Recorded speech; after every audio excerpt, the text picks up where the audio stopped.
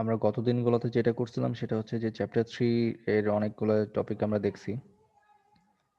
তো এখানে কিছু বেসিক এসকিউএল কোয়েরি, তারপরে সিলেকশন, প্রজেকশন, সিলেক্ট ফ্রম, হোয়ার, এগুলার কোনটার কি কাজ সেটা দেখার চেষ্টা করছিলাম। তারপর কিছু কার্টেসিয়ান প্রোডাক্ট টেবিল দেখে দেখে করার চেষ্টা করছিলাম আমরা। তারপর জয়েন কিভাবে কাজ করে, ন্যাচারাল জয়েন কিভাবে কাজ করে, এইগুলো নিয়ে কিছু কথাবার্তা হয়েছিল গত ক্লাসে। এবং লাস্ট সম্ভবত আমরা রিনেম অপারেশন নিয়ে কথা বলছিলাম, যে রিনেম কিভাবে করি। মানে যদি আমার একই জিনিস যদি আমার বারবার আসে, বা কোনো একটা জিনিসকে আমি যে নামটা ছিল টেবিলের কলাম বা অ্যাট্রিবিউটের নাম যেটা ছিল সেটার পরিবর্তে আমি অন্য কোনো নাম ব্যবহার করতে পারি, সেটা আমরা দেখছিলাম। যেমন এই যে এখানে আমরা সিলেক্ট করতেছিলাম আইডি, নেম এবং স্যালারি ডিভাইড বাই 12, কোথা থেকে? ইনস্ট্রাক্টর টেবিল থেকে। তো এখন স্যালারি ডিভাইড বাই 12 এইভাবে না লিখে এটাকে আমরা রিনেম করে দিয়েছিলাম যে অ্যাজ মান্থলি স্যালারি, ঠিক আছে? এইভাবে আমরা রিনেম করে কাজ করছিলাম।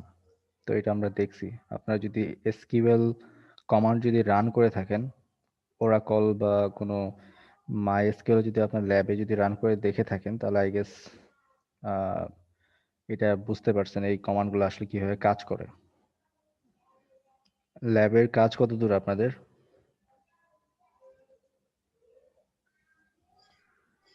প্রাইমারি কি ফরেন কি স্যার শেষ করছে স্যার? স্যার বিহাক লেভে স্যার এরকম ভাবে আগাচ্ছে স্যার, মানে ভিন্ন ভিন্ন ভাবে স্যার করছে।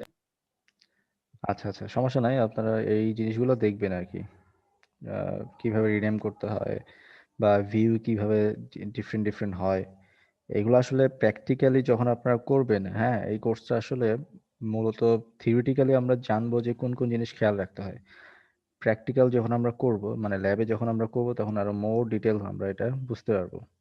সো সেই হিসেবে আপনাদের এটা একটু মাথায় রাখতে হবে আর কি। সো ল্যাব যেন কেউ মিস না করেন। থিওরিটিক্যালি আপনি শিখতেছেন বা মুখস্থ করতে পারতেছেন, কিন্তু এটা আসলে কিভাবে কাজ করতেছে এটা যখন আপনি কম্পিউটারে বসে বসে কাজ করে করে দেখবেন, তখন আপনার জ্ঞানটা আরো বেশি বৃদ্ধি হবে।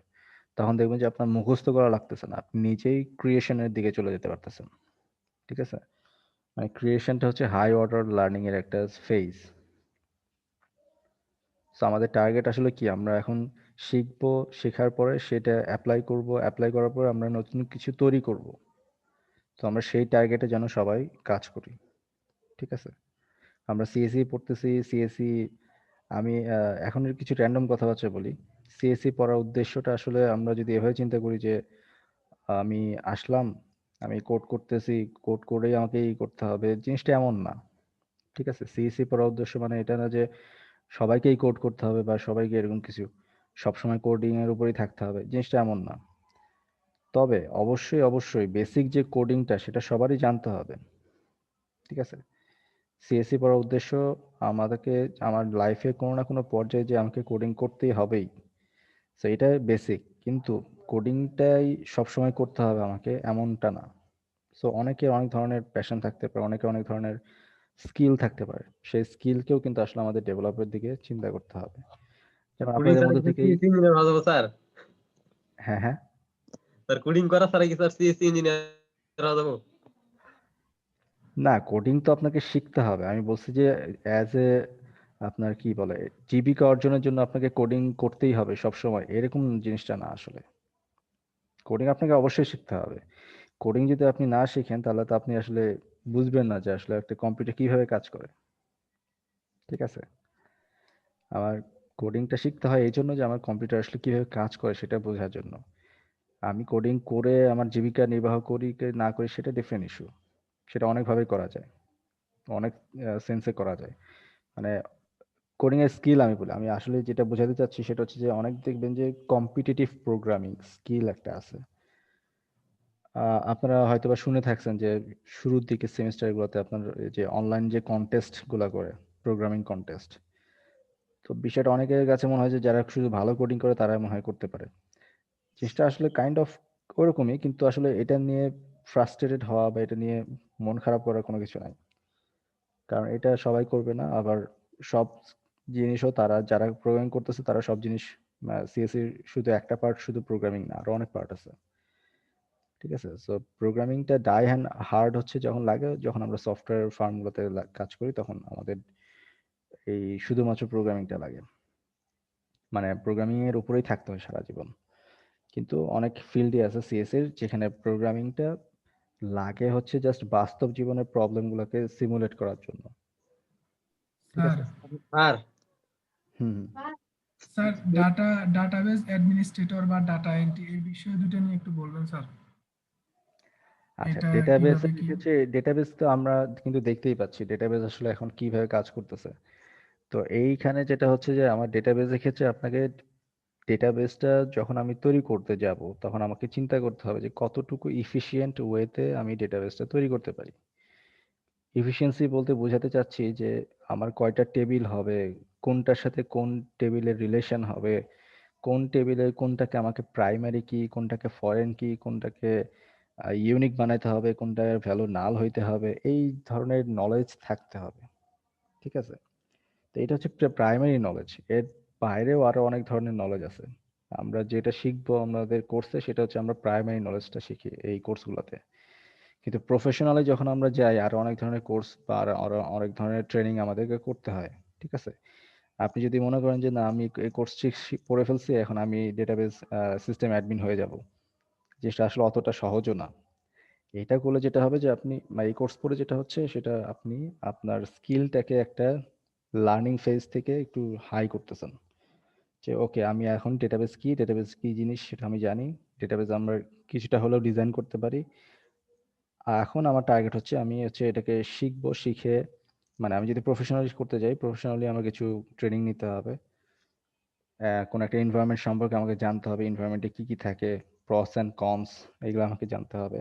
খুঁটিনাটি বিষয়গুলো জেনে তারপরে আসলে আমি হচ্ছে সেখানে কি বলে আমার সুইটেবল একটা লোকেশনে আমি জব করতে পারি।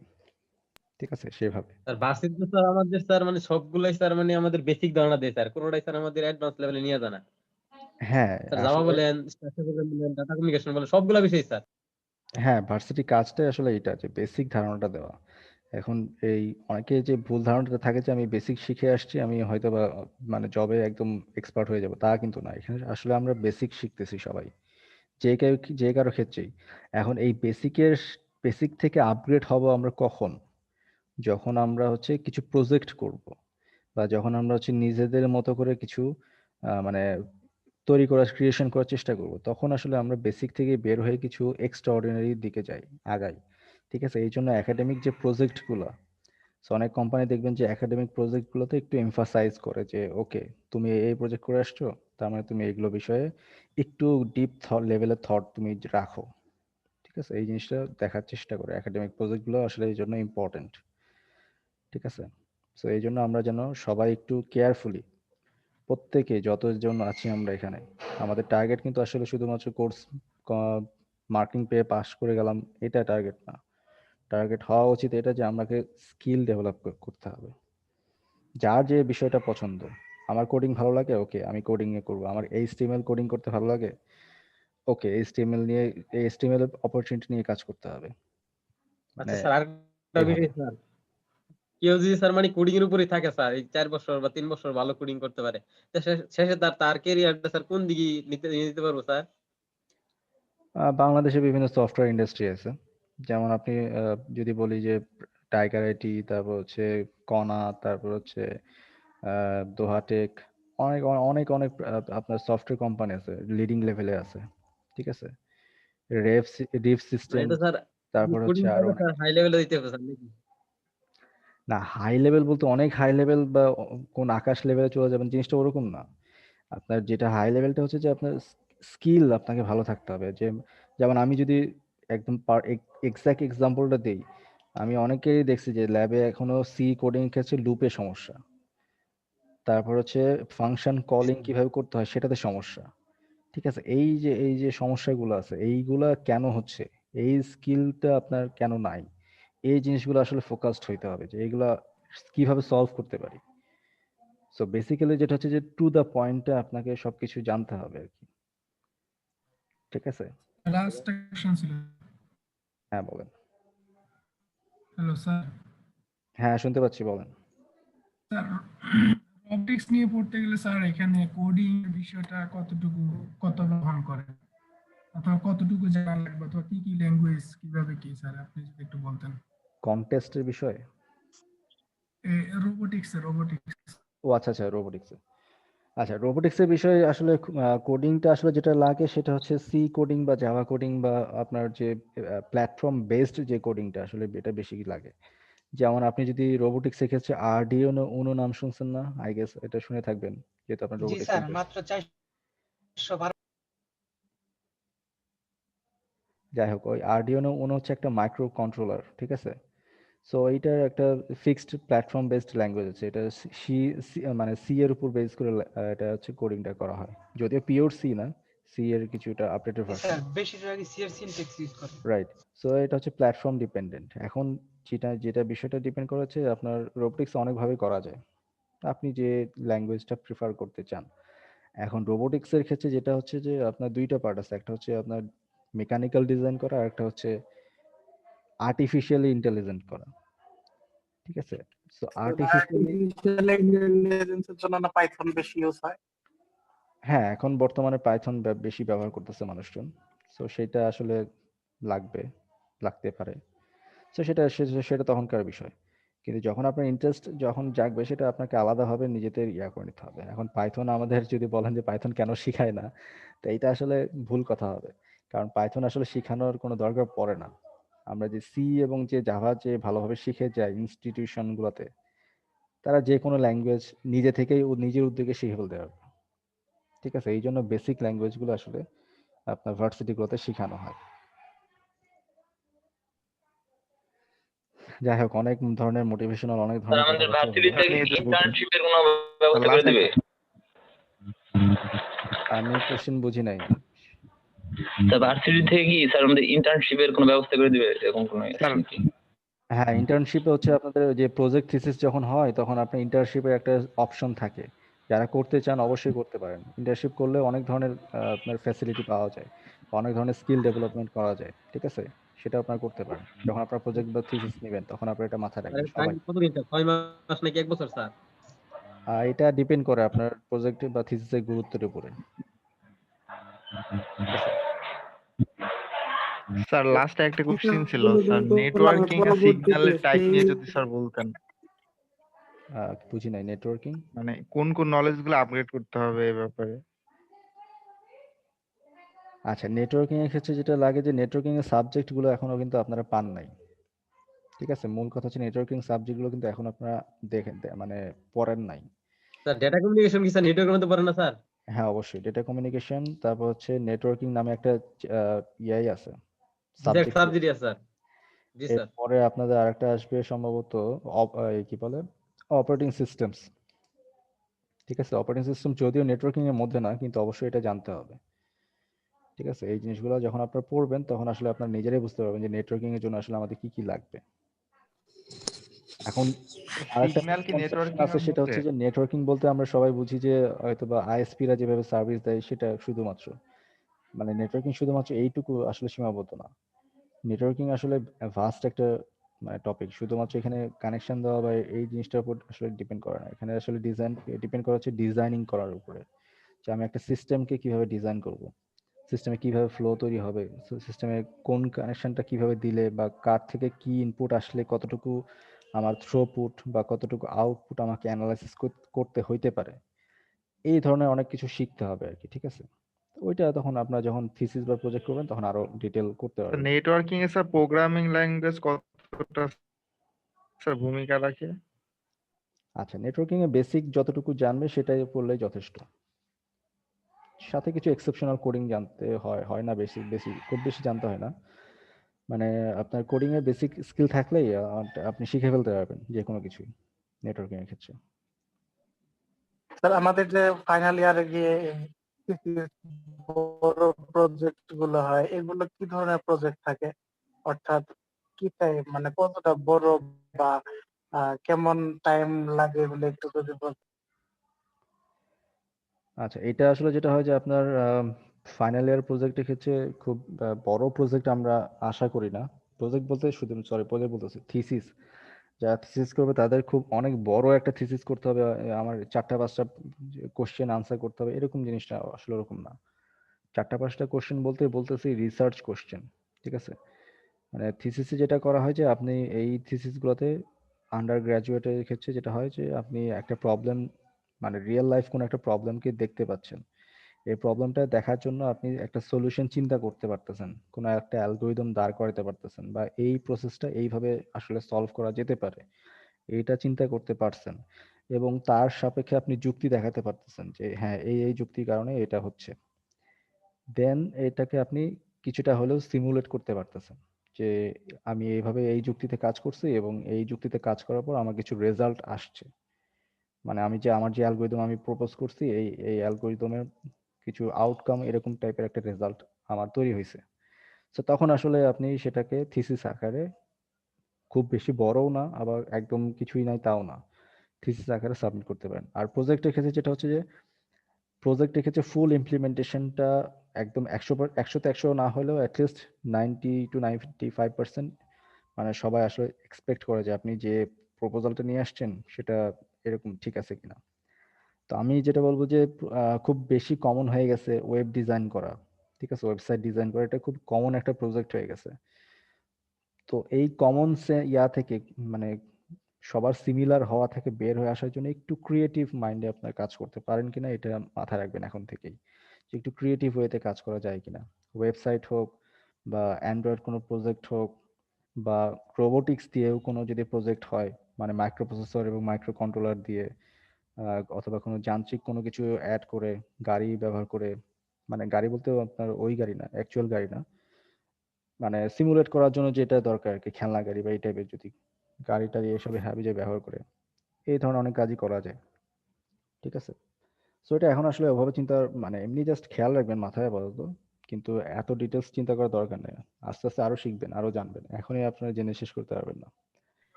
জি স্যার। ঠিক আছে, আমরা এখন আসলে আমাদের পড়ার দিকে চলে আসি। তো আজকে আমরা শুরু করব হচ্ছে স্ট্রিং অপারেশনস। আমরা অলরেডি দেখছি যে কি বলে, আমাদের ডেটা টাইপের মধ্যে ইন্টিজার, ডাবল, তারপর হচ্ছে ফ্লোর, এই সরি ফ্লোট, এগুলো অনেক টাইপের ডেটা টাইপ আছে, এবং সেখানে আমরা চার এবং ভার্চার নামে দুইটা স্ট্রিং টাইপের অপারেশন আমরা দেখছি, বা ভ্যারিয়েবল টাইপ দেখছি। সো তার মানে আমাদের আসলে মোস্ট অফ দ্য ডেটা কিন্তু আসলে স্ট্রিং আকারেই থাকে, ম্যাক্সিমাম ডেটা আসলে স্ট্রিং আকারে থাকে। সো এই স্ট্রিং অপারেশনটা খুবই খুবই ইম্পর্টেন্ট আমাদের জন্য। সো স্ট্রিং অপারেশনের ক্ষেত্রে আসলে যেটা কাজ করে সেটা হচ্ছে ম্যাচিংটা আসলে ম্যাটার করে, কিভাবে আমরা স্ট্রিংকে ম্যাচ করতে পারি। সো ম্যাচিং এর জন্য যেটা হয় সেটা হচ্ছে যে আমাকে ম্যাচ করতে গেলে দুইটা জিনিস খেয়াল রাখতে হয়, যে আমি কি সাব সেট বের করতে যাচ্ছি, নাকি মানে সরি আমি সাব স্ট্রিং বের করতে যাচ্ছি, নাকি আমি কি বলে কম্পারিজন করতে চাচ্ছি, কোনটা করতে চাচ্ছি। তো এই দুইটা জিনিস চিন্তা করে আসলে আমাদেরকে কাজ করতে হবে। আর আমি আপনাদের বই দেখাচ্ছি, স্লাইড দেখে আসলে ভালো বুঝতে পারবেন না। সো আমাকে যেমন অনেক ক্ষেত্রে দেখা যেতে পারে যে আমরা যেমন সার্চ করতেছি যে একটা স্টুডেন্ট কম্পিউটার সায়েন্সের স্টুডেন্ট কিনা, তো তখন কি তার ওই স্টুডেন্টের যে আইডিটা, ওই আইডিতে যে আমাকে টাপলের ভিতরে, মানে ডেটা রোর ভিতরে যে আমাকে চেক করতে হবে যে তার ডিপার্টমেন্ট নেমটা কি, ঠিক আছে? এটা কিন্তু খুবই সেন্সিটিভ একটা জিনিস।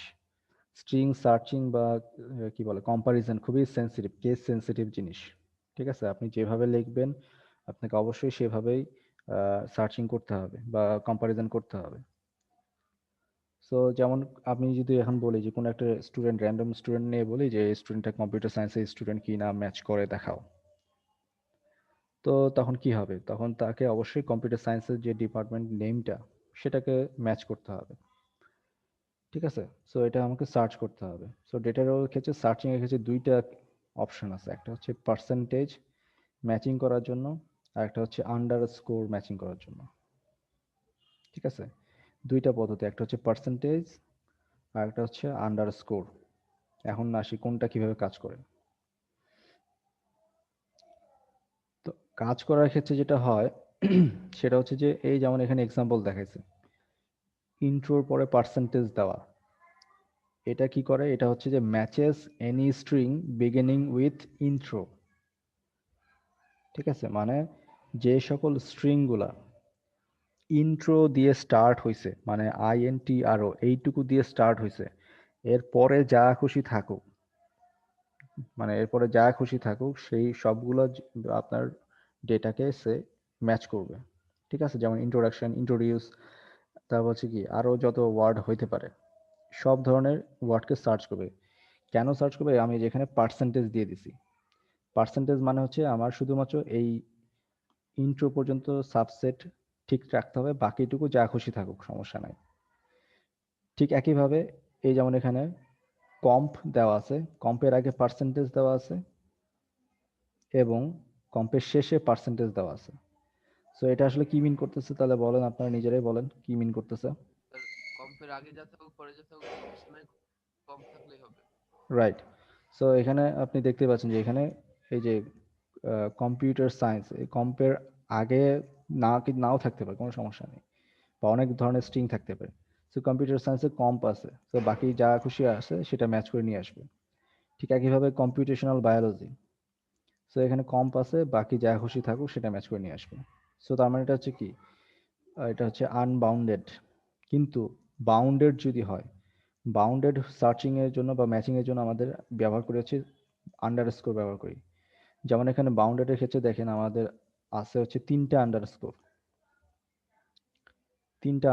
আছে। তিনটা আন্ডারস্কোর মানে হচ্ছে এক্স্যাক্টলি তিনটা ক্যারেক্টার আমাকে ম্যাচ করতে হবে। ঠিক আছে, অর্থাৎ আমার এই আন্ডারস্কোর মানে হচ্ছে যে এক্স্যাক্টলি এর পরে আমাকে তিনটা ক্যারেক্টার ম্যাচ করতে হবে। আর একটা হচ্ছে যে এই পরেরটা দেখেন, লাস্টেরটা আন্ডারস্কোর আছে তিনটা, এরপরে পার্সেন্টেজ আছে। এর মানে হচ্ছে যে আমাকে matches any string of at least 3 characters, মানে মিনিমাম তিনটা ক্যারেক্টার থাকবেই। আর যেহেতু আমি পার্সেন্টেজ দিয়ে দিছি এখানে লাস্টে, এই পার্সেন্টেজের কারণে পরে এই তিনটা ক্যারেক্টারের পরে যা খুশি থাক কোনো সমস্যা নাই। মিনিমাম তিনটা ক্যারেক্টার আমাকে অবশ্যই ম্যাচ করাতে হবে। সো এইটা চারটা হচ্ছে আমার স্ট্রিং অপারেশনের ক্ষেত্রে আমাদের চিন্তা রাখতে হবে। যে একটা হচ্ছে পার্সেন্টেজ দিয়ে আসলে আনবাউন্ডেড ম্যাচ করি, যতটুকু লেন্থ দরকার, এটা কোনো সমস্যা নাই। পার্সেন্টেজ আগে পরে দেওয়া যায়, ঠিক একইভাবে আন্ডারস্কোর আগে পরেও দেওয়া যায়। ঠিক আছে, আর স্যার কিন্তু নিচের দুইটা কিছু বুঝিনি, আরেকবার একটু বলেন। আচ্ছা, এক্সাম্পল দেখলে বুঝতে পারবেন। এক্সাম্পল দেখি আমরা।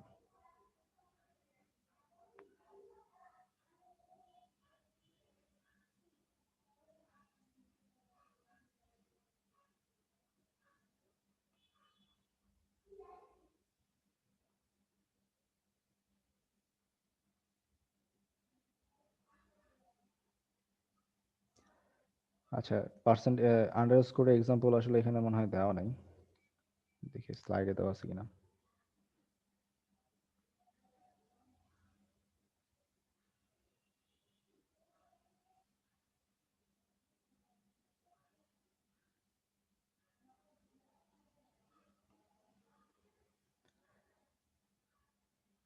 আচ্ছা, এক্সাম্পল না থাকলে আমি এভাবে চিন্তা করতে পারি। এখানে আন্ডারস্কোর মানে হচ্ছে আমার তিনটা লেন্থ ম্যাচ করতে হবে। অর্থাৎ আমি যেমন এখানে ইন্ট্রোডাকশন দিলাম, ঠিক আছে, সরি ইন্ট্রো বললাম, এখন ইন্ট্রোর পরে যদি আমি তিনটা আন্ডারস্কোর দিই, এটা মানে মিন করবে হচ্ছে আমি ধরলাম ইন্ট্রো লিখলাম, এই যে ইন্ট্রোর পরে আমি তিনটা আন্ডারস্কোর দিলাম। ঠিক আছে, এটা আসলে মিন করতেছে যে আমার ইন্ট্রোর পরে মাত্র তিনটা আমাকে ম্যাচ করতে হবে, শুধুমাত্র তিনটা। এখানে যদি আমার অনেকগুলো থাকে, ঠিক আছে, এইটা মানে হচ্ছে শুধুমাত্র আমার এই ইন্ট্রো সহ তিনটা ক্যারেক্টার থাকতে হবে। ঠিক আছে, মানে ইন্ট্রোডাকশনের ক্ষেত্রে দেখা যাচ্ছে অনেকগুলো ক্যারেক্টার আছে, DUCTION, সো অতগুলো ম্যাচ হবে না। ইন্ট্রোর পরে যদি এরকম থাকতো ইন্ট্রোডিউস, যদি ধরেন কোনো কারণে যদি এরকম একটা টাপল থাকতো, DUC এইটুকু যদি থাকতো, তাহলে শুধুমাত্র ওইটুকু ম্যাচ করতো, বাকিগুলো কিন্তু সে নিবে না। মানে এটা সাইজ যদি আমার এরকম হয়, আরো যদি লেটার থাকে, CES, এখানে এইভাবে এই লেটারগুলো যদি থাকে, এই টোটালটা যদি এটা হয়, তাহলে কিন্তু এটা ম্যাচ করে এটার আউটকাম দিবে না, মানে এই রেজাল্টটা আসবে না। এই রেজাল্টটা আসবে না বলতে বোঝাতে চাচ্ছি যে এই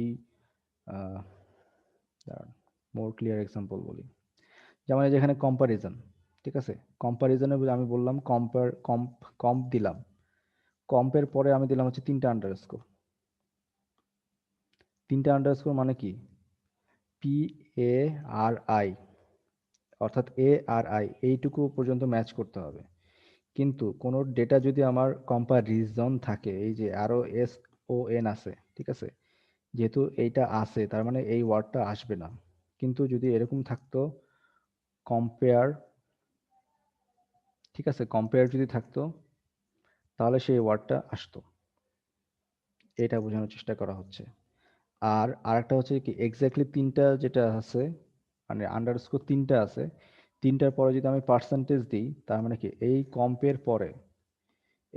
পরে 3টা তো অবশ্যই ম্যাচ করতেই হবে, 3টা অবশ্যই থাকতে হবে। এবং তারপরে কি আরো বাকি যদি অন্য কিছু থাকে সেটা অ্যাকসেপ্টেবল, কোনো সমস্যা নেই। তো এই আন্ডারস্কোরটা যেটা করে যে এক্স্যাক্টলি আমার এই ক্যারেক্টারগুলো আছে কি না সেটা এনশিওর করে, যে এইটার পরে মাস্ট 3টা ক্যারেক্টার থাকতেই হবে। আন্ডারস্কোর যদি 3টা দিই তাহলে 3টা ক্যারেক্টার থাকতে হবে, যদি 2টা দিই তাহলে 2টা ক্যারেক্টার থাকতেই হবে, ঠিক আছে, এটা মিন করে।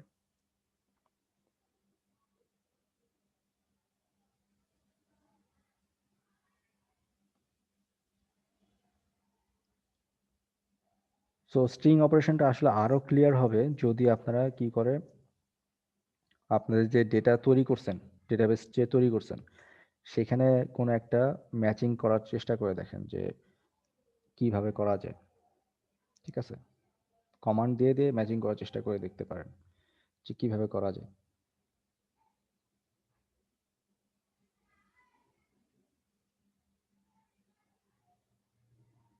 আচ্ছা, সো এখানে অ্যাট্রিবিউটের স্পেসিফিকেশন, ঠিক আছে, অ্যাট্রিবিউট আমি যদি স্পেসিফাই করে দিতে চাই, যেমন এখানে ইনস্ট্রাক্টর ডট স্টারিক, মানে আসলে আমি বলতে যাচ্ছি ইনস্ট্রাক্টরের ভিতরে যে অ্যাট্রিবিউটগুলো আছে, ইনস্ট্রাক্টর ডট স্টারিক মানে বোঝাচ্ছে ইনস্ট্রাক্টরের ভিতরে যতগুলো অ্যাট্রিবিউট আছে সবগুলো আসলে নিয়ে আসবে। এখন কিন্তু এইখানে ইনস্ট্রাক্টর ডট স্টারিকের পরে একটু খেয়াল করে দেখেন আমরা এখানে কি কাজ করতেছি, ফ্রম ইনস্ট্রাক্টর কমা টিচেস। এখন ইনস্ট্রাক্টর কমা টিচেস মানে কি, কি বলছিলাম, কোন জয়েন, এখানে কোন জয়েন হচ্ছে এখানে,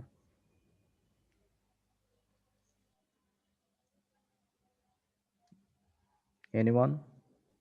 ন্যাচারাল জয়েন। না না না, এটা কেন মাথায় থাকে না, ন্যাচারাল জয়েন হলে অবশ্যই বলে দেওয়া থাকবে ন্যাচারাল জয়েন, কিন্তু যখন কমা সেপারেটেড আকারে থাকবে এটা মিন করে হচ্ছে ক্রস জয়েন, ঠিক আছে, জি স্যার। এটা মাথায় রাখতে হবে। এটা কিন্তু গত ক্লাসে আমি বারবার বলছি, যখন আমি কমা সেপারেট আকারে কোনো কিছু দেখাবো সেটা হচ্ছে ক্রস জয়েন বোঝায়। যদি এখানে আমি আরো একটা কমা দিতাম, কমা দিয়ে অন্য একটা টেবিল নাম দিতাম, সেটাও কি ক্রস জয়েন হইতো। কিন্তু ন্যাচারাল জয়েন হলে অবশ্যই অবশ্যই সেখানে বলা থাকবে যে ন্যাচারাল জয়েন, মানে লেখাই থাকবে ওখানে ন্যাচারাল জয়েনের কথাটা লেখা থাকবে। আচ্ছা, সো এখানে হচ্ছে এটা হচ্ছে ক্রস জয়েন করতেছে। এখন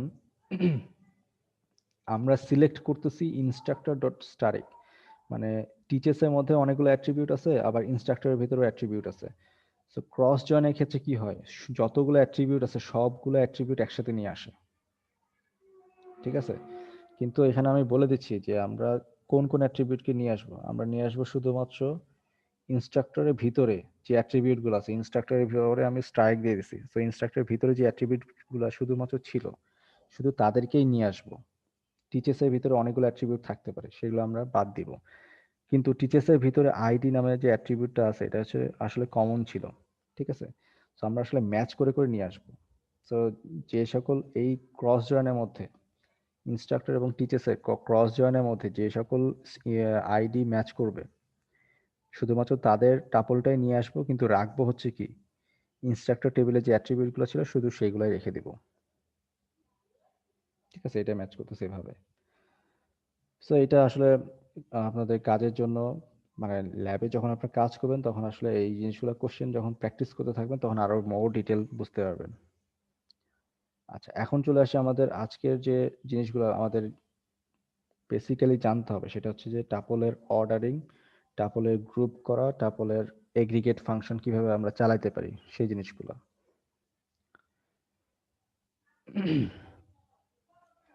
সো অর্ডারিং মানেই বুঝতে পারতেছেন যে আমরা একটা অর্ডার বা কোন একটা সর্টিং চালাবো, ঠিক আছে, মানে ক্রম বিন্যাস করব। সর্টিং এ কি হয়, ছোট থেকে বড় সাজায় অথবা বড় থেকে ছোট সাজায়, এরকম অনেক কিছু হয়। অর্ডার বাই যেটা করে সেটা হচ্ছে যে আমাদের এটাকে স্ট্রিং ছোট থেকে বড় আকারে সাজায় ফেলে, ঠিক আছে, অর্ডার বাই এত এত এত। সো এখানে আপনারা একটা কোয়েরি দেখতে পাচ্ছেন যে সিলেক্ট নেম, শুধুমাত্র নেমকে সিলেক্ট করব, ফ্রম হচ্ছে ইনস্ট্রাক্টর, শুধুমাত্র ইনস্ট্রাক্টর টেবিল থেকে, যেখানে ডিপার্টমেন্ট নেম হচ্ছে ফিজিক্স, ঠিক আছে, অর্ডার বাই নেম, এবং আমি ওই নেমগুলোকে একটা সর্টিং রেজাল্ট তৈরি করব, ঠিক আছে। সো এটা হচ্ছে আমার অর্ডারের কাজ। অর্থাৎ অর্ডার যেটা করে সেটা হচ্ছে, মূল কথা হচ্ছে অর্ডার যেটা করে সেটা হচ্ছে ছোট থেকে বড় আকারে সাজায় দিচ্ছে। ডিফল্ট অপশন হচ্ছে এইটা।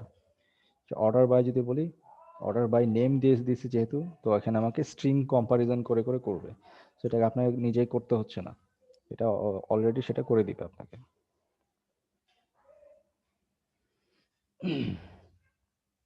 সো এখানে দেখেন, তো এখানে সিলেক্ট পরে মানে পরের query, select asterisk from instructor, ঠিক আছে, select asterisk from instructor, order by হচ্ছে কি, order by descending, sorry, order হচ্ছে স্যালারি, ডিসেন্ডিং, নেম, অ্যাসেন্ডিং। অর্থাৎ আমি এখানে অর্ডারের লিস্টিং কিভাবে করতে হবে সেটাও বলে দিতে পারি, ডিসেন্ডিং অর্ডারে হবে নাকি অ্যাসেন্ডিং অর্ডারে হবে। এটা একটু ট্রিকি, এই কোয়েরিটা একটু ট্রিকি। আমাকে একটু কে বলতে পারবেন যে এটা আসলে কিভাবে কাজ করবে এই কোয়েরিটা? অর্ডারের কাজটা কি যেন বললেন? অর্ডারের কাজটা হচ্ছে সর্টিং এর মতো। সর্টিং এ কি করি, ছোট থেকে বড় সাজাই, আবার কি বড় থেকে ছোট সাজাতে পারি, ঠিক আছে। সো অর্ডারের কাজটা হচ্ছে সর্টিং এর মতো। স্যার বলবো এখানে কি হবে? হ্যাঁ অবশ্যই। সবগুলোকে সিলেক্ট করবে স্যার, তা ইনস্ট্রাক্টর টেবিল থেকে অর্ডার করবে স্যালারি অনুসারে, ডিসেন্ডিং সবচেয়ে বড় স্যালারিটা উপরে থাকবে, তারপরে আস্তে আস্তে ছোটগুলা, আর নেমটা সাজাবে অ্যাসেন্ডিং আকারে, এ থেকে মানে জেড এভাবে।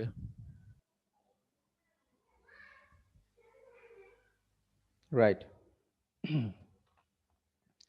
সো এখন আসলে এখানে দুইটা কিন্তু সর্টিং হচ্ছে, ঠিক আছে। এখানে আরেকটা একটু প্যাচ আছে, আপনি যেটা বলছেন সেটা ঠিক আছে, কিন্তু একটু প্যাচ আছে। প্যাচটা হচ্ছে যে স্যালারি ডিসেন্ডিং অর্ডারে আমি সাজাচ্ছি, কোনো সমস্যা নেই। মানে মনে করেন আমি এখানে একটা এক্সাম্পল লিখলাম, ধরেন 90, স্যালারি হচ্ছে 90, আর নেম দিলাম হচ্ছে আমি কি বলে, নেম দিলাম হচ্ছে সি দিলাম, ঠিক আছে, নেম হচ্ছে সি। এখন স্যালারি দিলাম হচ্ছে আমার 80, নেম দিলাম হচ্ছে আমার এ, স্যালারি দিলাম হচ্ছে আমি ধরেন 70 না দিয়ে আমি এটাকে দিলাম হচ্ছে ধরেন কত দেওয়া যায়, এটাকে 100 দিই, 100 এখানে দিলাম হচ্ছে আমি ডি। তাহলে আমাকে বলেন যে এই লিস্টটা আসলে কিভাবে সর্টিং হবে?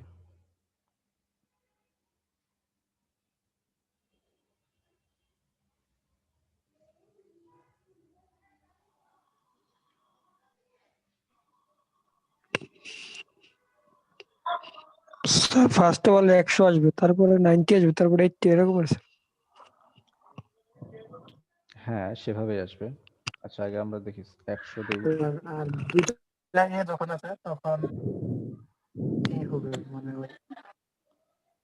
অর্থাৎ ফার্স্টে স্যালারি দিয়ে অর্ডার করবে, তারপর যখন একই রকম স্যালারি ভ্যালু পাবে তখন নেমের ক্ষেত্রে যে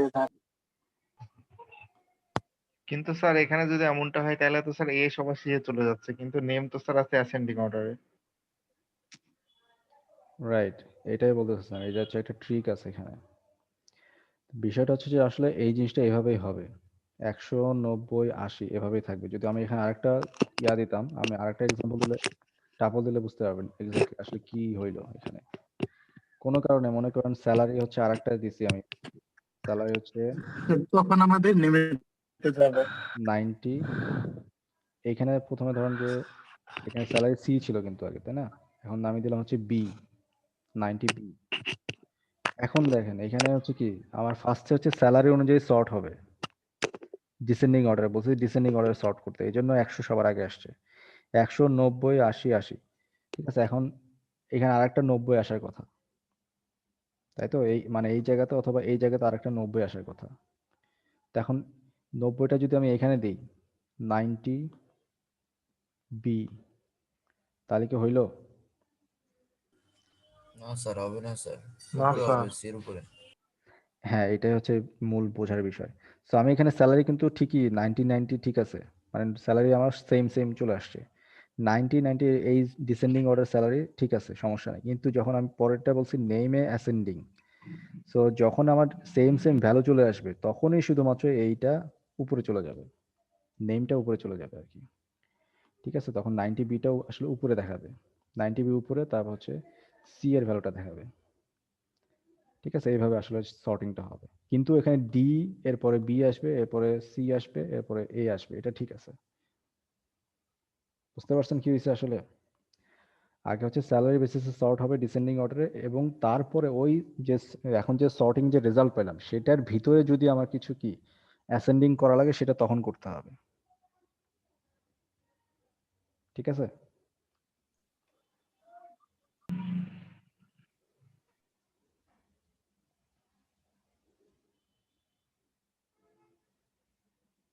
আচ্ছা, সো হোয়ার ক্লজের ভিতরে আমরা দেখছি যে প্রেডিকেট থাকে, মানে কিছু মানে কি শর্তে ব্যবহার করব, কেন করব, সেটার কিছু ডেসক্রিপশন থাকে।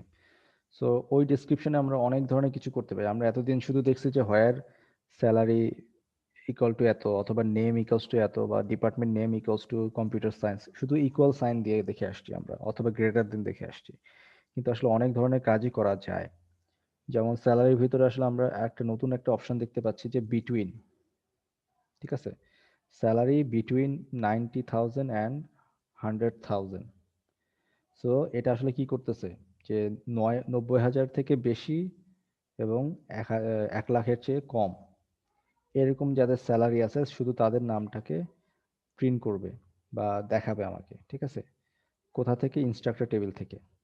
সো ইনস্ট্রাক্টর টেবিল থেকে যাদের স্যালারি 90,000 থেকে বেশি বা সমান, এবং যাদের স্যালারি 1 লাখের চেয়ে ছোট বা সমান, শুধুমাত্র তাদের স্যালারি, তাদের নামগুলো আসলে শো করবে আমাদেরকে। ঠিক আছে, সো এটার কমান্ড হচ্ছে কি বিটুইন কমান্ড। স্যালারি বিটুইন এত এবং হচ্ছে এত, অ্যান্ড এইটা কিন্তু আমাকে ফিক্সড ফরম্যাট।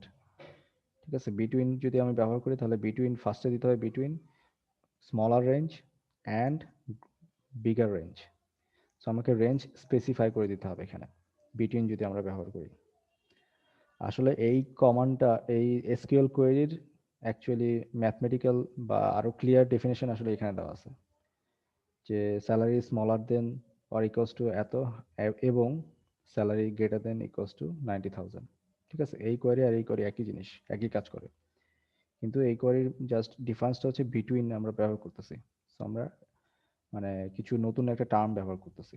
সো এই ধরনের অনেক কিছু এসকিউএল সাপোর্ট করে। ওকে, সো এই জিনিসটা আমরা অলরেডি দেখে আসছি। আচ্ছা, আরেকটা জিনিস হচ্ছে যে নট বিটুইন। আচ্ছা, এই জিনিসটা বলতে ভুলে গেছি যে নট বিটুইন তাহলে কি করবে? জি স্যার, বলছি স্যার, ওই বিটুইন মানে যে রেঞ্জটা দেওয়া থাকবে ওইগুলো বাদে শো ওই করবে। রেঞ্জের বাইরে সবগুলা দেখাবে। রাইট, রেঞ্জের বাইরে সবগুলো দেখাবে। সো এটা ইজি। আচ্ছা, আমরা অলরেডি কিন্তু এই জিনিসটা দেখে আসছি যে where instructor dot ID equals to teachers dot ID and department name equals to biology. এটা আমরা আগের এক্সাম্পলও দেখে আসছি, সো আমরা এটা ডেসক্রাইব করতেছি না।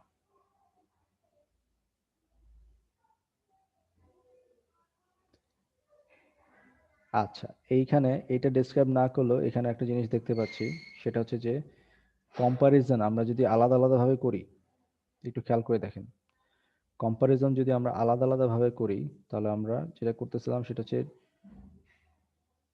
পেজ ব্রেক হয়ে যাচ্ছে। কম্পারিজন যদি আলাদা আলাদাভাবে করি তাহলে আমরা যেটা করতে পারি সেটা হচ্ছে অ্যান্ড সেপারেটেড কম্পারিজন করতে পারি।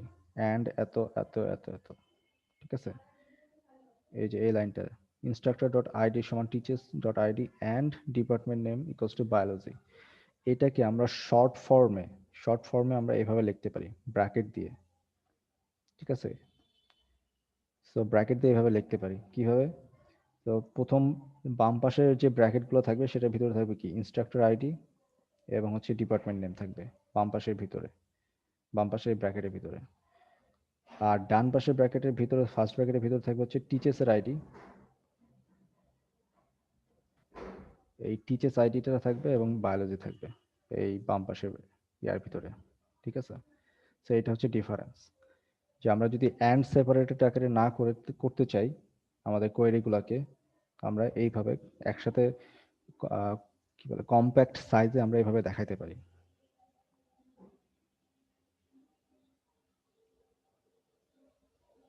এই যে নিচের কমান্ডটা আসলে এই কাজটাই করছে, যে আমরা চাচ্ছি হচ্ছে আমাদের ইনস্ট্রাক্টর এবং টিচার্স টেবিল থেকে আমরা এমন কিছু টাপল চাচ্ছি, সেটা হচ্ছে নেম এবং কোর্স আইডি চাচ্ছি, যেখানে আমরা কি করতেছি instructor ID comma department name equals to teachers ID comma biology. এর মানে কি আসলে ইনস্ট্রাক্টর আইডিটা ম্যাচ করবে হচ্ছে কি টিচার্স আইডির সাথে ম্যাচ করতে হবে, আর ডিপার্টমেন্ট নেমটা ম্যাচ করতে হবে কি এই বায়োলজির সাথে ম্যাচ করতে হবে। সো দুইটা আলাদা আলাদা অ্যান্ড সেপারেটেড ইকুয়াল না দিয়ে ব্র্যাকেটের মাধ্যমে এভাবে লেখা যায় কম্প্যাক্ট হিসাবে।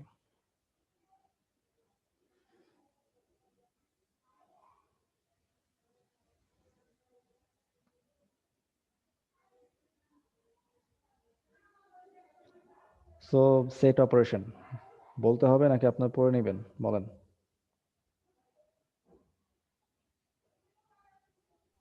স্যার একবার দেখাই দেন। সেট অপারেশন কিন্তু আসলে আমাদের অনেক কাজে লাগে। আমরা অলরেডি ক্লাস 9-10 থেকে সেট পড়ে আসতেছি। সো সেট অপারেশন আমাদের সব জায়গাতে আসলে কাজে লাগে, এই জন্য সেট পড়তে হয়। দেখতে পাচ্ছেন যে ডেটাবেসের মধ্যেও সেট নিয়ে আসছে। সো সেট আসলে কিভাবে কাজ করে? আমরা নর্মালি জানি যে সেট থিওরির তিনটে বেসিক অপারেশন, একটা হচ্ছে ইউনিয়ন, একটা হচ্ছে ইন্টারসেকশন, আর একটা হচ্ছে সাবট্রাকশন বা সেট মাইনাস, ঠিক আছে? তো এখানে আসলে সেট মাইনাস না বলে এটাকে বলা হয় হচ্ছে এক্সেপ্ট, মানে ব্যতিরেকে।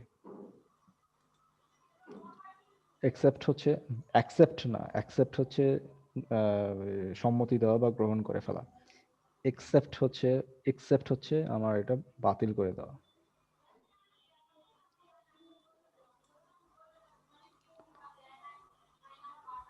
আচ্ছা, তো এখানে আপনারা দেখতে পাচ্ছেন যে দুইটা কোয়ারি রান করা হচ্ছে। একটা হচ্ছে select course ID from section where semester. শুনতে পাচ্ছেন? হ্যালো, জি স্যার, ওকে স্যার।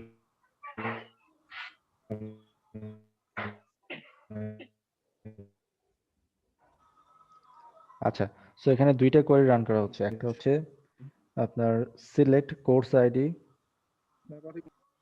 ফ্রম হচ্ছে section where semester equals to fall এবং ইয়ার হচ্ছে 2009, ঠিক আছে? সো আমি যদি এভাবে করি, এখানে কোন কোন টাপলগুলো সিলেক্ট হবে? যে টাপলের মধ্যে সেমিস্টারের ভ্যালু হচ্ছে ফল এবং 2009 সালের ফল সেমিস্টারে যে সাবজেক্টগুলো হয়েছিল সেই সাবজেক্টের আইডিগুলো সিলেক্টেড হবে, ঠিক আছে? আর এই কোয়েরির মধ্যে কি আছে? কোর্স আইডি সিলেক্ট করতেছি সেকশন টেবিল থেকে, যেখানে স্প্রিং সেমিস্টার এবং হচ্ছে 2010 সালের। সো এইখানে হচ্ছে কি 9 সালের ফল সেমিস্টারের যে কোর্স আইডিগুলো সেটা সিলেক্ট হবে, আর এখানে হচ্ছে কি 2010 সালের স্প্রিং সেমিস্টার এদের কোর্স আইডিগুলো সিলেক্ট হবে। সো এটা টেবিল মনে হয় যেখানে দেওয়া আছে, লিস্টিং করা আছে যেখানে। এখানে হচ্ছে যে স্প্রিং 2010-এর যে আমার যে কোর্স আইডিগুলো ছিল সেটা লিস্ট করা হয়েছে এখানে, ঠিক আছে? আর এর উপরে আরেকটা টেবিল আছে সম্ভবত, এই যে এখানে ফল 2009 সালে যেগুলো ছিল সেগুলোর কোর্স আইডি সিলেক্ট করা ছিল, ঠিক আছে? তো এটা তো sir select operation, set operation তো দেখতেছি না। সেট অপারেশন আসবে, সেট অপারেশন এখন আসে নাই, এটা হচ্ছে এক্সাম্পল নেওয়ার জন্য করা হয়েছে। আচ্ছা, আমি এটা একটু ছবি তুলে রাখি, তাহলে কম্পারিজন করতে আপনাদের সুবিধা হবে।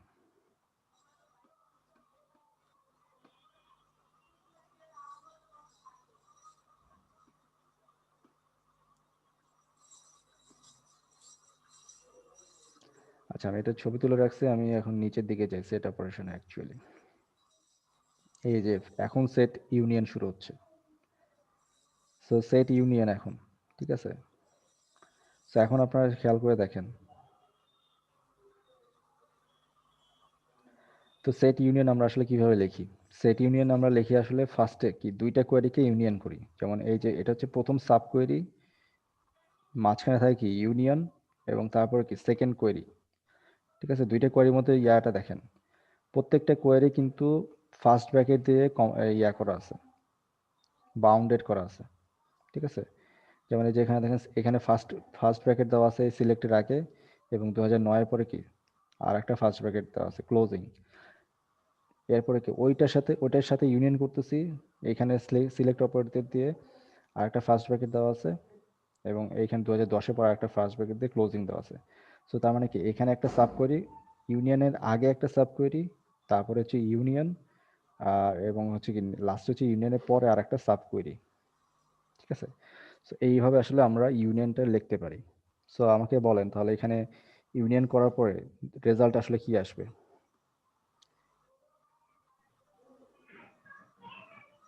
তাহলে স্যার 2009 এর স্প্রিং, আচ্ছা, ফলের স্টুডেন্টদের আইডি গুলো, ইনফরমেশন গুলো দেখাবে, আর স্প্রিং এর 2010 এর এগুলা দেখাবে স্যার। হ্যাঁ, এটা হচ্ছে 2009 সালের, এই যে এটা হচ্ছে দুইটাই 2009 দেখাবে। সালের ফলের, আর এটা হচ্ছে 2010 সালের স্প্রিং এর। তো এই দুইটা টেবিল কি মার্জ হবে না? জি স্যার, জি মানব। স্যার। রাইট।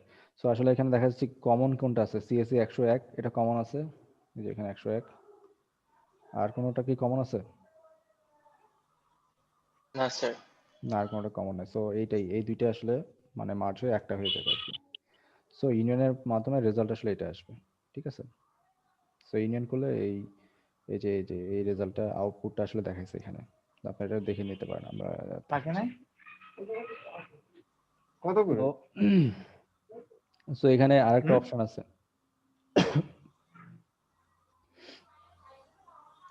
এখানে আরেকটা অপশন আছে,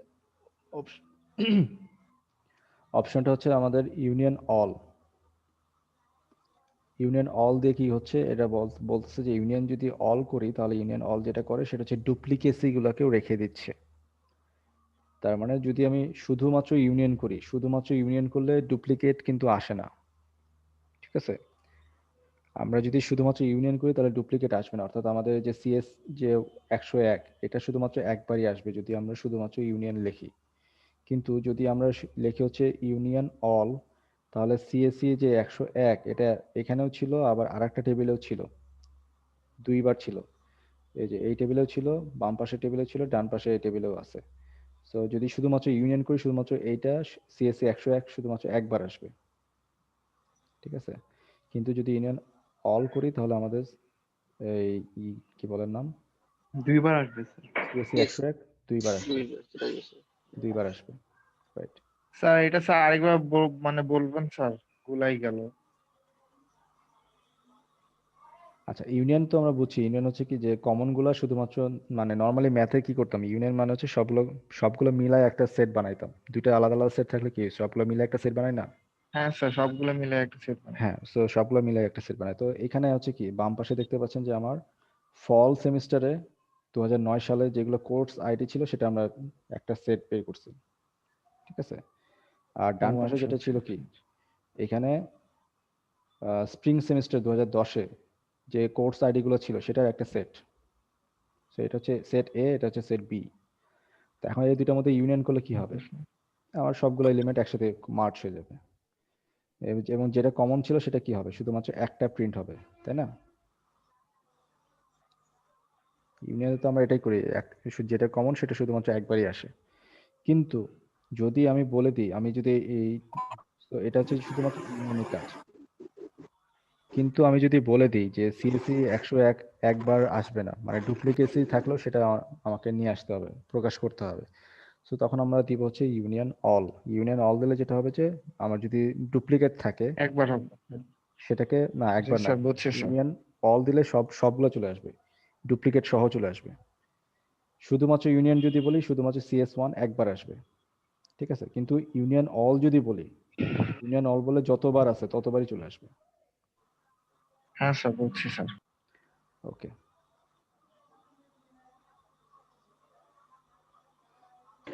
স্যার আমাদের মিডে কি চ্যাপ্টার 3 পর্যন্তই থাকবে নাকি পরেতেও যাবেন? না, মিডে চ্যাপ্টার 3 পর্যন্তই থাকবে। চ্যাপ্টার 3 বিশাল আসলে, এই জন্য অনেক সময় নিয়ে পড়াতে হচ্ছে। এবং স্যার এই স্লাইডটা কবে দিবেন গুগল ক্লাসরুমে? এই স্লাইডটা আমি আজকেই দিয়ে দেবো, যেহেতু অনেক কিছু পড়ায় ফেলছি, আজকে দিয়ে দেবো। তাহলে নেক্সট ক্লাসে আই গেস চ্যাপ্টার 3 শেষ হবে আর কি। আচ্ছা, তো এখন হচ্ছে ইন্টারসেকশন অপারেশন। তো ইন্টারসেকশন অপারেশন একদম ইজি। সো এই যে প্রথম সাব করি, আমাদের আসলে এইভাবে চিন্তা করতে হবে, প্রথম সাব করি আসলে একটা সেট জেনারেট করবে, তারপর হচ্ছে কি মাঝখানে থাকবে ইন্টারসেকশন, তারপরে কি এটা দিয়ে আরেকটা সাবসেট তৈরি হচ্ছে, মানে সেট তৈরি হচ্ছে। মানে আসলে আমরা যদি এভাবে চিন্তা করি, এখানে তো শুধু স্যার কমন গুলো নিব, তাই তো? রাইট। সো এই পুরাটা মিলে আসলে আমরা একটা সেট, আমরা এইভাবে চিন্তা করি। এটাকে আমরা নাম দিই হচ্ছে এ ইন্টারসেক্ট, এটার নাম দিয়ে হচ্ছে আমাদের বি। ঠিক আছে, এটা হচ্ছে আমরা চিন্তা করতেছি এটা আলাদা আলাদা সেট তৈরি করতেছে, ধরে নিচ্ছে আর কি। সো এ ইন্টারসেক্ট বি হলে কি হবে, শুধুমাত্র কমনটা চলে আসবে, এই তো। সো আমাদেরকে এইভাবে চিন্তা করতে হবে।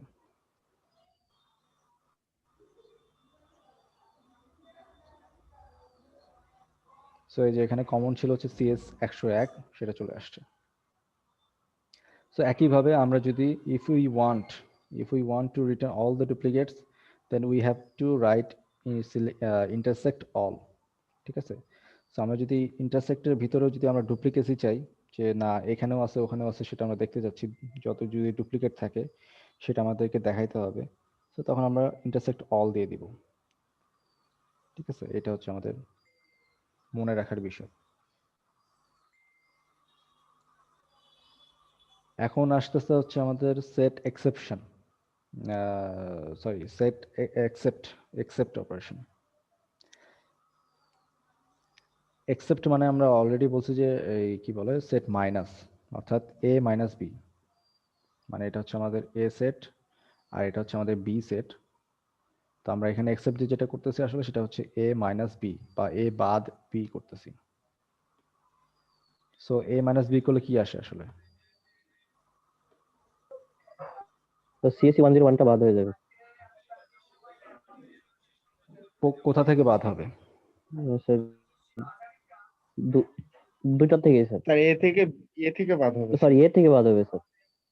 রাইট, এটা কিন্তু অনেকেই ভুল করে যে দুইটা থেকে বাদ হবে না, কিন্তু আসলে বিষয়টা হচ্ছে যে আমরা যেটা আগে লিখবো, যেমন এ সেট হচ্ছে আমাদের আগে, ঠিক আছে। সো এ সেট থেকে এ বি এর যে কমন এলিমেন্ট গুলো আছে শুধু সেগুলো বাদ চলে যাবে। ঠিক আছে, মানে বি এর কিছু হবে না, বি যা ছিল তাই, বি এর কোনো সমস্যা নাই। কিন্তু যেটা হচ্ছে যে এই রেজাল্ট যেটা হবে, যে এ থেকে এ এবং বি এর যে কমন এলিমেন্ট গুলো আছে সেটা বাদ করে বাকি যেটুকু থাকে সেটা হচ্ছে আমাদের রেজাল্ট হিসেবে আসবে,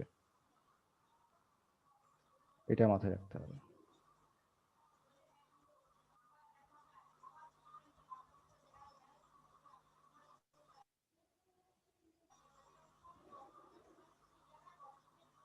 তো একইভাবে একসেপ্ট করলে আমার ডুপ্লিকেসি যদি আমি চাই তাহলে একসেপ্ট অল দিতে হবে। ঠিক আছে, সো আমরা অলরেডি দেখতে পাচ্ছিলাম যে আমাদের এই 2009 সালে ফল যেটা ছিল, মানে এটা এই কই গেল, এই যে এই সেটটা ছিল আমাদের এ সেট, বাম পাশে স্ন্যাপিং টুলে যেটা দেখতে পাচ্ছেন, এই এ সেটটা ছিল আমাদের, বাম পাশের সেটটা ছিল আমাদের এ সেট। এটা থেকে আমরা ওই সাবট্রাক্ট করতেছিলাম বি সেটকে, অর্থাৎ দুইটার মধ্যে কমন ছিল হচ্ছে CSE 101, এটা বাদ দিয়ে যেটা রেজাল্ট আসে সেটা হচ্ছে আমাদের এই ফাইনাল আউটকাম।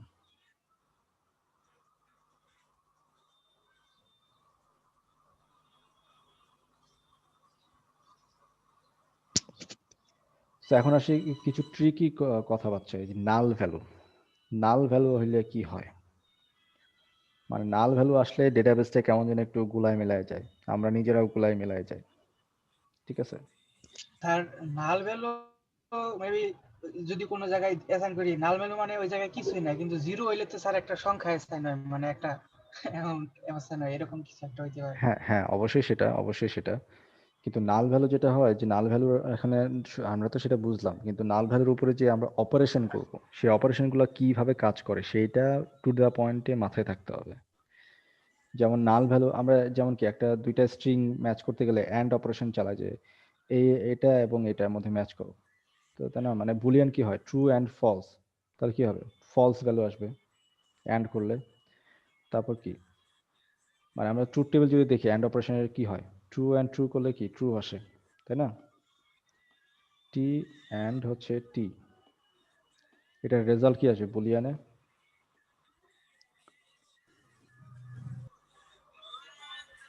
কি আসবে, ট্রু আসবে। ট্রু। তো ফলস অ্যান্ড যদি ফলস করি, সরি ফলস অ্যান্ড যদি ট্রু করি তাহলে কি আসে, ফলস ফলস আসবে। আসবে স্যার। ফলস আসবে। সো এইটা আমরা ডিফাইন করতে পারতেছি, অর্থাৎ কোনো বুলিয়ান ভ্যালু যদি থাকে, মানে কোনো ভ্যালু যদি থাকে সেটা আমরা ডিফাইন করতে পারতেছি। কিন্তু নাল যদি কোনো কিছু থেকে থাকে, নালকে আমরা আসলে ডিফাইন করেছি আননোন হিসেবে, আননোন, এই যে এটা। সো কোনো একটা রেজাল্ট যদি ট্রু অ্যান্ড নাল, মানে ট্রু অ্যান্ড আননোন যদি হয়, ট্রু অ্যান্ড যদি আননোন বলি তাহলে রেজাল্ট হবে আমাদের আননোন। ঠিক আছে, বুঝতে পারছেন? ট্রু এবং আননোন, রেজাল্ট হচ্ছে আননোন, মানে সত্য আর বাকিটা কি সেটা আমি জানি না, তাহলে আসলে রেজাল্ট কি, অ্যাকচুয়ালি আমি জানি না কি জিনিস রেজাল্ট। কিন্তু একটু ডিফারেন্ট হচ্ছে কি, ফলস এবং হচ্ছে আননোন, ফলস এবং আননোন এটার মধ্যে যদি বুলিয়ান অপারেশন চালাই, ফলস এবং আননোনের রেজাল্ট হবে হচ্ছে ফলস। দেখতে পাচ্ছেন কি হয়েছে, ট্রু এবং আননোনের অ্যান্ড করলে রেজাল্ট হচ্ছে আননোন, কিন্তু ফলস অ্যান্ড আননোন করলে রেজাল্ট হচ্ছে কি, ফলস। ঠিক আছে, আবার অরের ক্ষেত্রে দেখেন, অরের ক্ষেত্রে কি হয়, অরের ক্ষেত্রে ট্রু অর হচ্ছে আননোন, অরের ক্ষেত্রে এটা কিন্তু খুবই ইজিয়ার, ট্রু অর আননোন। তার মানে কি দাঁড়াচ্ছে যে একটা তো সত্য পাইছি আমি, সো একটা যেহেতু সত্য পাইছি সো এই জন্য এটা ট্রু, রেজাল্ট হচ্ছে ট্রু। এবং ফলস এবং unknown, false or unknown, false or আননোনের রেজাল্ট হচ্ছে কি আননোন। মিথ্যা, একটা কথা মিথ্যা কিন্তু অন্য আর একটা কথা যে কি সত্য নাকি মিথ্যা আমি জানি না, সো আসলে আমি বলতে পারতেছি না যে আসলে কি হচ্ছে। সো অর অর অপারেশনের ক্ষেত্রে ফলস এবং সরি ফলস অর আননোন যদি হয় রেজাল্ট হবে কি আননোন। ঠিক আছে, নটের ক্ষেত্রে, স্যার আনন্দ তাহলে এখানে ফলসের মতোই কাজ করছে। হ্যাঁ কাইন্ড অফ। সো নটের ক্ষেত্রে কি দাঁড়াচ্ছে, নটের ক্ষেত্রে দেখেন not unknown, so not unknown মানে যে জিনিস জানি না সেটার উপর আবার নট করতেছি, তো আরও তো জানবো না জিনিসটা। ঠিক আছে, সো এই জন্য রেজাল্ট হয়ে গেছে কি আননোন। সো আননোনের উপর যদি আমি নট চালাই তাহলে রেজাল্ট হবে কি আননোন। এই জিনিসগুলো কিন্তু গুলাই ফেলে অনেকেই, এই জিনিসগুলো একটু ঠান্ডা মাথায় ভাবতে হবে। জি স্যার, আরেকবার একটু বুঝাই বলেন স্যার, এই যে এন্ড অর নট।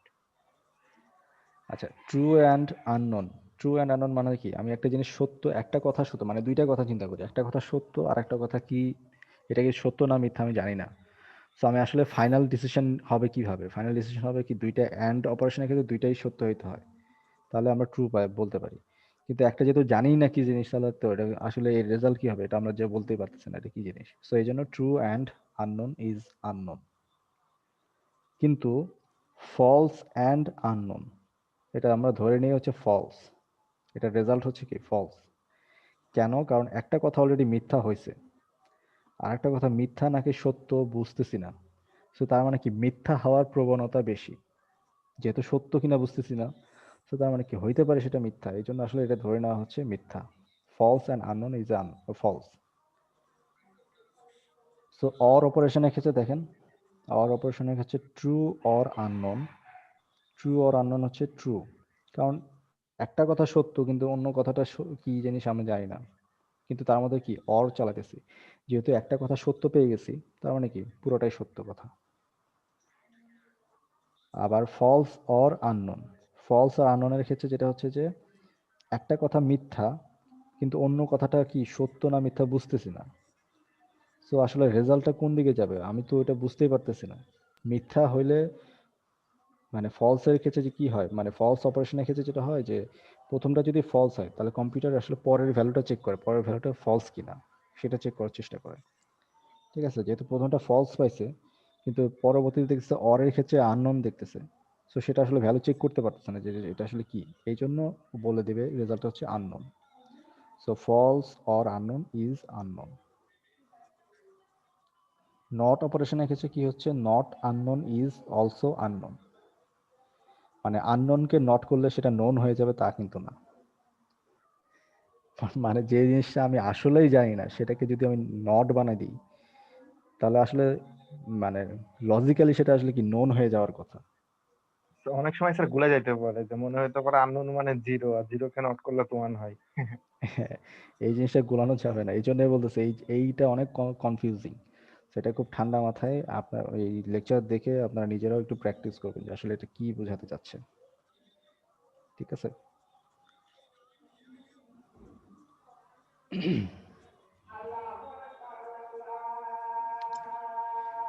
স্যার আজকে শেষ করে দিন স্যার। তো আজকে পর্যন্তই থাক স্যার, আজকে আর দেখানোর দরকার নেই। আমি তো আরো দেখাতে চাইছিলাম কিন্তু সে শেষ করা আর হচ্ছে কথা বলতে গিয়ে দেখানো হলো না।